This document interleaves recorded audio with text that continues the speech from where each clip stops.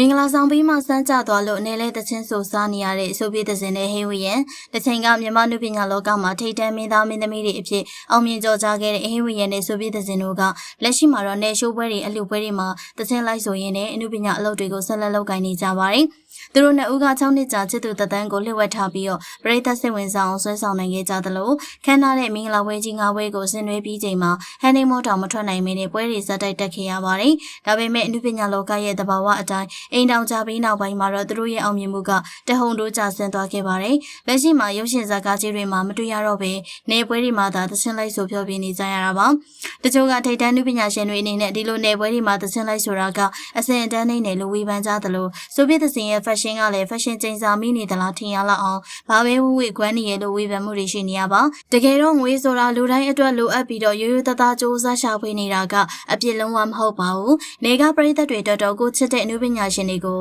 အပြင်မှာအနီးကပ်မြင်တွေ့ခွင့်ရလို့အလွန်ဝမ်းသာရပါတယ်။လူငယ်သွေးသစ်တွေများလာချိန်မှာဟေးဝီယန်နဲ့ဆိုဗီယက်ဇင်ကအဓိကနေရာကနေဇက်ကားမရိုက်ရတော့ပေမဲ့နေစင်းပြီးတော့ပရိသတ်နဲ့တိုက်ရိုက်ထိတွေ့နေတာကကိုချရောက်ပေါ်ကိုရက်တီပြီးတော့မိသားစုဘဝကိုရိုးသားစွာတည်ဆောက်နေတဲ့စူးစမ်းမှုတစ်ခုအဖြစ်လေးစားစွာနဲ့အတိမတ်ပြုရမှာဖြစ်ပါတယ်ရှင်။